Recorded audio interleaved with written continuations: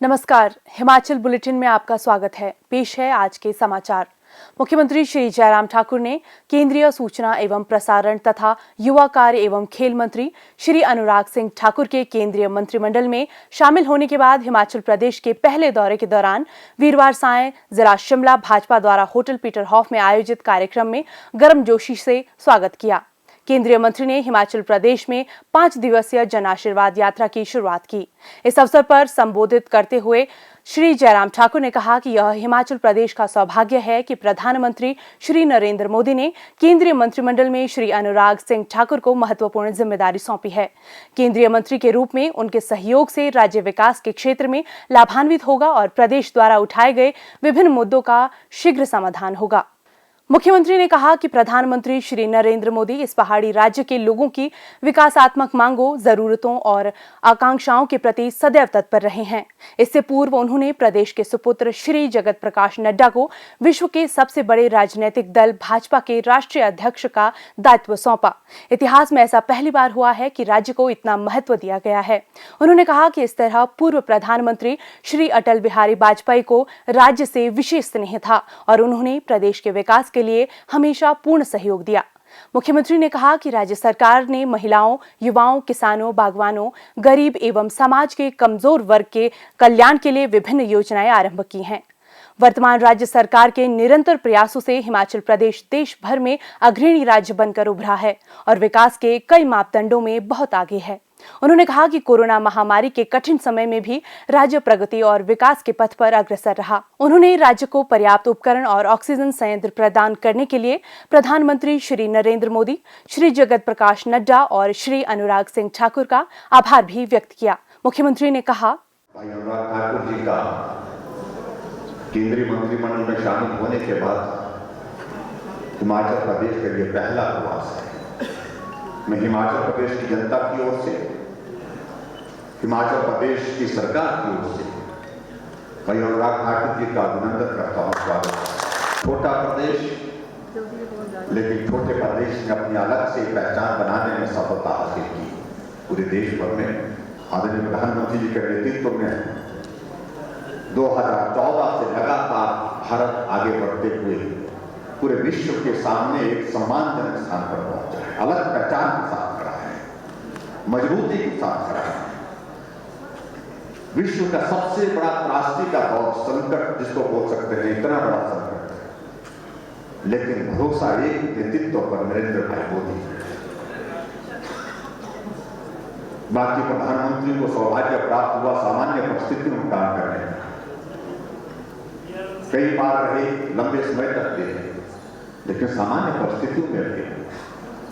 लेकिन ऐसी परिस्थिति में इस दौर से मुझे लगता है जो सच्चाई है, जो हकीकत हम कहते हैं इस बात को, कोई भी प्रधानमंत्री ऐसे दौर में से, कठिन परीक्षा के दौर में से नहीं गुजरा जिस प्रकार से आदरणीय प्रधानमंत्री नरेंद्र भाई मोदी जी कोविड का मैं जिक्र कर रहा,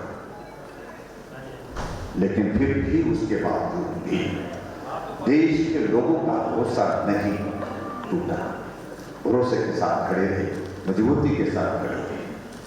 और आज हमारे लिए खुशी की बात है कि आज पूरा देश इस बड़े कोविड के संकट से बाहर निकलता नजर, ये हमारे लिए प्रसन्नता है। आज छोटा शिमला स्थित सद्भावना चौक में मुख्यमंत्री श्री जयराम ठाकुर ने पूर्व प्रधानमंत्री श्री राजीव गांधी की 77वीं जयंती के अवसर पर उनकी प्रतिमा पर पुष्पांजलि अर्पित की। इस अवसर पर मीडिया से बातचीत करते हुए मुख्यमंत्री ने कहा कि पूर्व प्रधानमंत्री श्री राजीव गांधी के सूचना प्रौद्योगिकी, दूरसंचार और शिक्षा के क्षेत्रों में दिए गए योगदान को देशवासी हमेशा याद रखेंगे।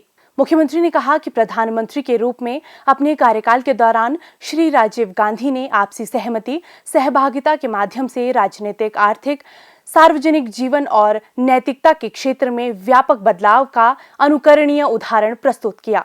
मुख्यमंत्री ने कहा, श्री राजीव गांधी द्वारा प्रधानमंत्री के तौर पर जो देश के लिए किए गए कार्यों का स्मरण करता हूं और उनके योगदान के लिए मैं उनको साधुवाद देते हुए उनकी जयंती पर श्रद्धांजलि देता हूँ। छोटी आयु में राजनीतिक क्षेत्र में बहुत आगे बढ़े और ऐसी परिस्थिति में जब देश एक अलग परिस्थितियों के दौर में से गुजर रहा था और अपना बलिदान भी उन्होंने देश के लिए दिया।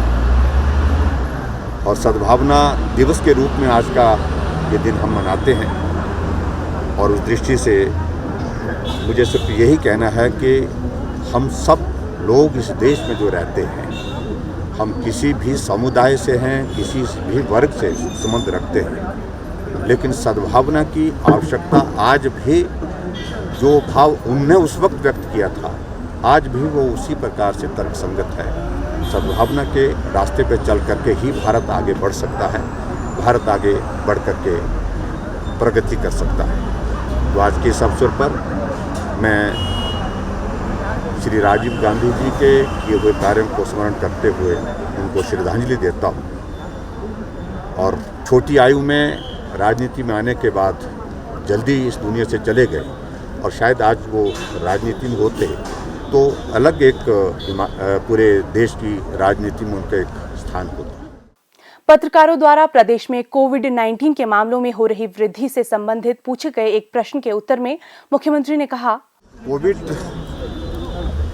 थोड़ा बढ़ा है पिछले कुछ दिनों में, लेकिन पिछले दिनों में ये भी हमको देखने को मिला, 4-5 दिनों से हम ये भी देख रहे हैं कि हम प्लेटो पर हैं एक तरह का। जितने केसेस नए आ रहे हैं उतने रिकवर भी हो रहे हैं। बहुत चिंता की बात तो नहीं है, लेकिन स्वाभाविक रूप से सावधान होकर के काम करने की ज़रूरत है। इसलिए कुछ रिस्ट्रिक्शंस जो दूसरी स्टेट से हिमाचल प्रदेश में इंटर स्टेट मूवमेंट के तहत जो आ रहे हैं, उनके लिए कुछ चीज़ों का हमने जिक्र किया है, जिसमें RT-PCR टेस्ट की हमने बात कही है, और उसके साथ साथ में डबल डोज जिसकी हो गई है तो उनके लिए वो उनको आने जाने में कोई दिक्कत नहीं है। अगर इफ एट ऑल अगर RT-PCR नहीं हो पाता किसी का, तो वो रैपिड टेस्ट के माध्यम से भी आ सकते हैं। ये सारी चीज़ें इसलिए करनी पड़ी क्योंकि पिछले दिनों हमारे 850 से मामले अब 2500 तक मामले पहुंच गए हैं एक्टिव केसेस के, तो इसलिए ये निर्णय करना पड़ा। एक चीज़ जो देखने में आई है कि बाहर से जो लोग आ रहे हैं हिमाचल प्रदेश में, और हम सोच रहे थे कि टूरिस्ट डेस्टिनेशन में क्राउड ज़्यादा होने की वजह से शायद संक्रमण का कारण वो बन रहा है, लेकिन जो हमने अभी स्टडी किया, हमने रिव्यू मीटिंग अभी कल ही की, उसमें हमने इस चीज़ को देखा है कि ये आइसोलेटेड केसेस है एक तो, और ख़ास तौर से जहाँ टूरिस्ट नहीं जा रहा है, टूरिस्ट पहुँचता नहीं, वहाँ पर भी क्लस्टर बन गए हैं। और उसकी कारण ये है कि ये जो पर्टिकुलरली जो हमारी जो हम शादियों के दौरान जो शादियों का दौर चला, उसमें जो फीस्ट ऑर्गेनाइज करते हैं जिसको हम धाम बोलते हैं, तो उसमें से बहुत सारे चंबा में इंटीरियर में केसेस निकले हैं बहुत बड़ी। और मेरे अपनी कॉन्स्टिट्यूंसी में एक पंचायत में 49 केसेस निकले हैं, वो सारे के सारे प्राइमरी कॉन्टैक्ट उनका शादी है, मैरिज है। तो ऐसे में इस तरह की परिस्थिति है, लेकिन हम बहुत जल्दी उसके लिए जो बेहतर करने की कोशिश होगी वो करेंगे, ये मैं कहना चाहता हूँ। स्वास्थ्य एवं परिवार कल्याण विभाग द्वारा दोपहर 2 बजे जारी बुलेटिन के अनुसार प्रदेश में कोरोना संक्रमण की जांच के लिए आज 1957 लोगों के सैंपल लिए गए, जिनमें से 501 लोगों की रिपोर्ट नेगेटिव पाई गई है, जबकि 1413 लोगों की रिपोर्ट आना बाकी है। अभी तक 30,82,602 लोगों की जांच की जा चुकी है, जिनमें से 28,69,855 सैंपल की जांच नेगेटिव पाई गई है। प्रदेश में कुल 2,11,329 लोगों में कोरोना वायरस के संक्रमण की पुष्टि हुई है, जिनमें से 2,05,404 लोग इस बीमारी से ठीक हो चुके हैं और 2,355 व्यक्ति उपचाराधीन हैं। हिमाचल बुलेटिन देखने के लिए सब्सक्राइब करें YouTube channel DPR Himachal, follow करें ट्विटर @DPRHP, लाइक करें Facebook page information and public relations department Himachal Pradesh, visit करें वेबसाइट www.himachalpr.gov.in। इस अंक में इतना ही, कल फिर होगी मुलाकात। दीजिए इजाजत, नमस्कार।